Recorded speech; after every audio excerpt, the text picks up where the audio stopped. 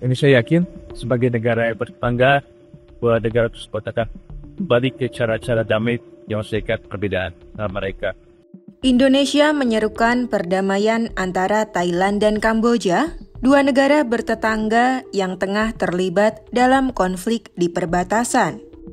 Juru bicara Kementerian Luar Negeri RI, Roliansyah Sumirat, pada Jumat 25 Juli 2025, menyerukan dialog damai kedua negara seiring meningkatnya ketegangan di kawasan.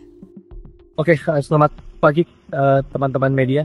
Pemerintah Indonesia mengikuti secara seksama perkembangan di perbatasan Thailand dengan Kamboja. Dan Indonesia yakin sebagai negara yang bertetangga bahwa negara tersebut akan kembali ke cara-cara damai yang menyelesaikan perbedaan mereka. Sejalan dengan prinsip-prinsip yang tercermin dalam piagam ASEAN dan Treaty of Amity and Cooperation serta persahabatan dan kerjasama yang disepakati di seluruh negara-negara kawasan ASEAN. Melalui pernyataannya, jubir itu juga mengungkap Indonesia sedang memantau keamanan dan keberadaan WNI yang tinggal di daerah terdampak. Tak lupa ia mengimbau masyarakat untuk tetap memperoleh informasi melalui sumber resmi saja. Pemerintah Republik Indonesia juga akan terus memantau keselamatan dan keberadaan warga negara Indonesia yang tinggal di daerah terdampak.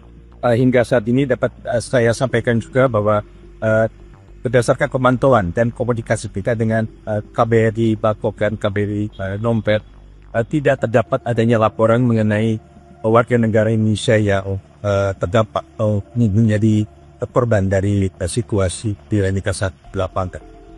Dan juga tentunya saya menghimbau agar masyarakat juga dapat terus mengikuti perkembangan dari masa ke masa dan selalu mencari informasi dari sumber-sumber resmi, baik itu dari otoritas setempat, dari dua negara, ataupun juga yang paling pasti dari berbagai portal kemudian luar negeri atau KBRI, dan juga di sosial media dari Kementerian Luar Negeri dan KBRI. Roliansyah mengatakan, Kementerian Luar Negeri Indonesia telah menginisiasi kontak dengan Kementerian Luar Negeri Malaysia pada 24 Juli 2025. Seperti kita tahu, Kuala Lumpur menjadi ketua ASEAN di tahun 2025. Peristiwa yang terjadi dalam lingkup ASEAN ini dikhawatirkan dapat mengganggu rantai pasokan Indonesia, terutama sektor otomotif dan elektronik.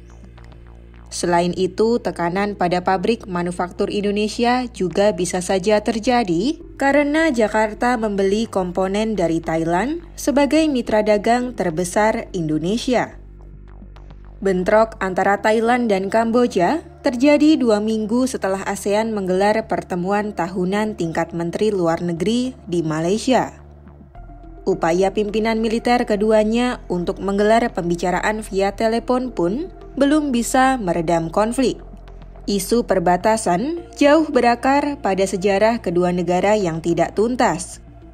Hal ini pun mendorong Perdana Menteri Malaysia untuk menengahi konflik panas tersebut lantaran peran Kuala Lumpur sebagai ketua ASEAN.